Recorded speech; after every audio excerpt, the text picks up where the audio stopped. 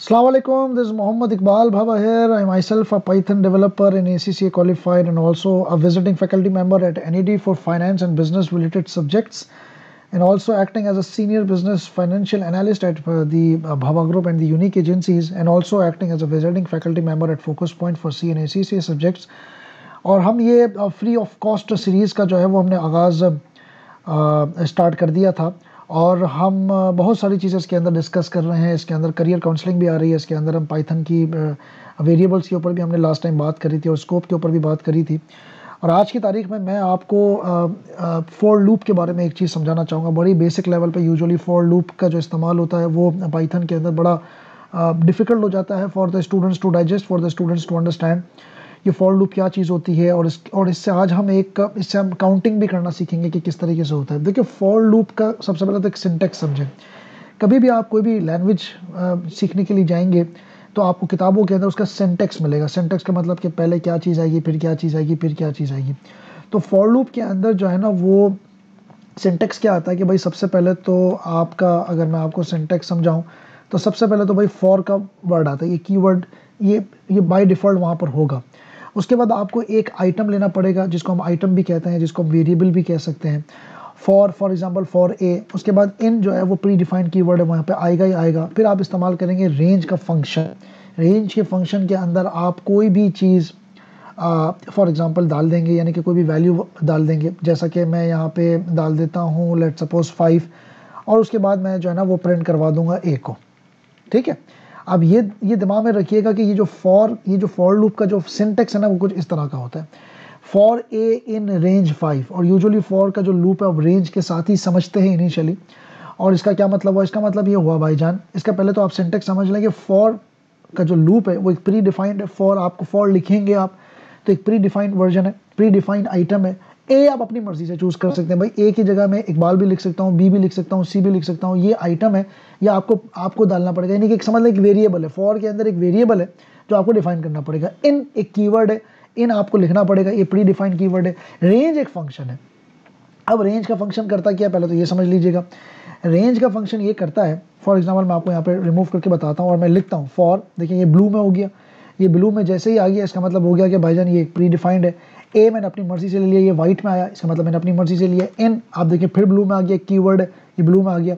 Range एक function है, तो ये जो है वो रेंज येलो में हो गया क्योंकि एक फंक्शन है। तो ये जो है ना वो रेंज भी प्री डिफाइंड है, पर इसको हम फंक्शन के तौर पे लेते हैं। और ये बहरहाल किसी ना किसी आउटपुट को फंक्शन परफॉर्म करने के लिए काम आएगा। ये येलो में आ गया। अब यहाँ पे मैं लिख देता हूँ 5। अब इस पूरी स्टेटमेंट का मतलब समझिएगा कि इस पूरी स्टेटमेंट का मतलब क्या है। इस स्टेटमेंट का मतलब ये है कि भाईजान 0 से एक चीज़ स्टार्ट होगी और 4 पे जाके रुक जाएगी। ये रेंज का कमाल है। क्या मतलब रेंज का कमाल? रेंज का कमाल ये है कि 0 से एक चीज़ स्टार्ट होगी और 4 पे जाके रुक जाएगी। सर 4 पे क्यों रुकेगी? आपने तो यहाँ पे 5 लिखा है, एक वैल्यू कम, जो आप यहाँ पे लिखोगे उससे एक वैल्यू कम। स्टार्ट होगी 0 से, ये बात दिमाग में रखिएगा। बाय डिफ़ॉल्ट 0 से स्टार्ट होगी और एक वैल्यू कम पे आके रुक जाएगी। अगर मैं यहाँ पे लिखता फॉर एग्जांपल 6 तो 5 पे रुकती, यहाँ पे लिखता मैं अगर 10 तो 9 पे रुकती, यहाँ पे लिखता मैं अगर 100 तो 99 पे रुकती। अगर मुझे 100 तक काउंट करवाना तो मुझे यहाँ पे 101 लिखना पड़ेगा, एक पे कम पे रुकेगी। स्टार्ट 0 से होगी, इंक्रीमेंट एक का होगा, यानी कि 1 2 3 4 एक एक के इंक्रीमेंट्स आगे बढ़ता रहेगा। ये भी बाय डिफ़ॉल्ट होता है। अब जब मैंने फॉर के लूप के साथ इसको इस्तेमाल किया तो इसका टेक्निकल मतलब ये है कि भाईजान रेंज सिर्फ रेंज, यानी कि अगर मैं इसको यहाँ से हटा दूँ ना, अगर मैं इसको सिर्फ हटा दूँ तो रेंज का काम यही है। रेंज का काम ये है कि भाईजान वो गिनती स्टार्ट करता रहेगा। रेंज का जब आप फंक्शन इस्तेमाल करेंगे तो वो 0 से स्टार्ट होगा, एक का इंक्रीमेंट करेगा, जो वैल्यू आपने लिखी उससे एक रकम कम पे रुक जाएगा। ये रेंज का काम है। ठीक है, अब फॉर एग्जाम्पल आपने यहाँ पे रेंज लिखा ना, तो ये 0 से 1 2 3 4 और ये 100 तक रुकेगा। ये रेंज का काम है। लेकिन ये जो 0 से स्टार्ट होगा रेंज का फंक्शन, जैसे 0 आया, फिर 1 आया, फिर 2 आया, फिर 3 आया, ये वैल्यू स्टोर कहाँ पे हो रही है? ये वैल्यू स्टोर हो रही है ए में। ये वैल्यू कहाँ पे स्टोर हो रही है? ए में हो रही है। और ये एक एक करके डाले जा रहा है, यानी कि पहले 0 डाला, फिर 1 डाला, फिर 2 डाला, फिर 3 डाला, फिर 4 डाला और 100 पे आके रुक गया। ये रेंज का फंक्शन काम तो कर रहा है, लेकिन इसको हेल्प कर रहा है ये फॉर का लूप। ये लूप चल रहा है, यानी कि भाई तुम पहले 0 की वैल्यू निकालो, ए में डालो, फिर 1 की वैल्यू निकालो, ए में डालो, फिर 2 की वैल्यू निकालो, ए में डालो, ये जो 3 की वैल्यू निकालो, ये ए में डालो।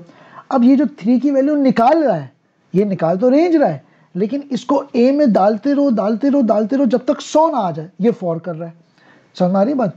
तो for a in range, for pre defined है, ए आप अपनी मर्जी से चुनोगे, इन भी प्री डिफाइंड कीवर्ड है, रेंज फंक्शन है।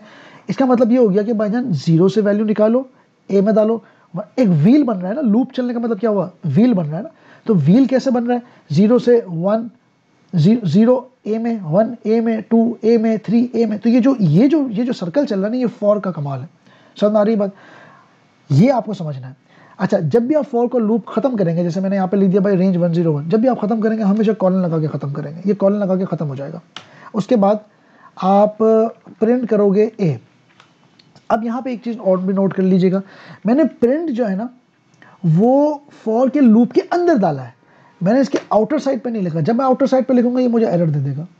तो ये बात दिमाग में रखिएगा कि जब भी आप प्रिंट करोगे, यानी कि फॉर के लूप के अंदर जो भी चीज़ आप प्रिंट करवाओगे वो हमेशा एक इंडेंटेशन से आएगी। इंडेंटेशन का मतलब ये हो गया, इंडेंटेशन का मतलब हो गया एक स्पेस या तो स्पेस बार से आएगा या टैब से आएगा। ठीक है, आपकी जो इंडेंटेशन है, आपकी ये जो स्पेसिंग है ना, ये खराब नहीं होनी चाहिए। अगर फॉर एग्जाम्पल मैं खराब करूंगा, आप देखें आपको एरर दे देगा, और आपको इसने दे दिया इंडेंटेशन का एरर। इंडेंटेशन का एरर का मतलब कि वो कह रहा है कि भाईजान आप थोड़ा सा ब्लॉक लेकर आए, थोड़ा सा स्पेस लेकर आए, थोड़ा सा गैप लेकर आए। मैं यहाँ पे स्पेस बार से भी लेकर आ सकता हूँ, टैब से भी लेकर आ सकता हूँ। अब अगर फॉर एग्जाम्पल मैं इसको कंट्रोल एंटर करूंगा तो आप ये देखें कि ये 0 से गिनती स्टार्ट हुई और ये भाईजान चली गई 100 तक। ये बात दिमाग में रखिएगा, कहाँ तक गई, ये 100 तक चली गई। लूप को रोकना भी जरूरी है, लूप को स्टार्ट करना भी जरूरी है। तो ये बात दिमाग में रखिएगा कि अगर आपको 0 से लेकर 100 तक गिनती प्रिंट करवानी है रेंज और लूप के फंक्शन इस्तेमाल करके, तो ये इस तरह आती है कि ए पे ये चीज़ दाती गई। ए मैंने प्रिंट क्यों करवाया, क्योंकि ए के अंदर भाईजान ये चीज़ प्रिंट थी। अच्छा, फॉर एग्जाम्पल अगर मैं 101 ना लिखूँ और मैं यहाँ पे फॉर एग्जाम्पल 5 लिख दूँ, अब आप सोचें क्या आएगा यहाँ पे, ये आपको मैं सोचने के लिए मौका दे रहा हूँ, वीडियो को पॉज करके सोचें क्या आएगा। रेंज स्टार्ट होता है 0 से, तो सबसे पहले तो भाईजान यहाँ पे आना चाहिए 0, फिर आएगा 1, फिर आएगा 2, फिर आएगा 3, फिर आएगा 4 पे रुक जाएगा। क्यों? क्योंकि 5 से एक रकम पहले रुकेगा। इंक्रीमेंट आपका एक ही का है। कंट्रोल एंटर में करूंगा तो आप ये देखें इसने क्या किया, 0, 1, 2, 3, 4 पे लाके रुक दिया, क्योंकि ए के अंदर 4 वैल्यू ही है, ए के अंदर 5 वैल्यू नहीं है। तो ये बात दिमाग में रखिएगा कि आपने जो है ना वो ये जो रेंज के बाद जो भी रकम लिखेंगे 0 से स्टार्ट होगी, 5 से एक रकम पहले रुक जाएगी। पॉइंट ये है सर कि अगर मैं रेंज को किसी और वैल्यू से स्टार्ट करना चाहूँ, या मैं किसी और वैल्यू पे एंड करना चाहूँ, और मैं कुछ और इंक्रीमेंट लेकर आना चाहूँ, या मैं नेगेटिव उल्टी गिनती करना चाहूँ और नेगेटिव डिक्रीमेंट करना चाहूँ, तो क्या ये पॉसिबल है? बिल्कुल पॉसिबल है। उसके लिए मेरी नेक्स्ट वीडियोस आप देखते रहिएगा, इंशाल्लाह किसी एक आधी वीडियो के अंदर ये चीज़ भी आ जाएगी। आज की तारीख में मेरा पर्पस आपको समझाना रेंज और फंक्शन, रेंज और फॉर लूप का जो कॉम्बिनेशन है उसके साथ समझाना था। Thank you so much for watching this video. Till next video आप जो है वो प्रैक्टिस करें, दुआ में याद रखें और अपना बहुत ज़्यादा ख्याल रखें। अस्सलाम वालेकुम।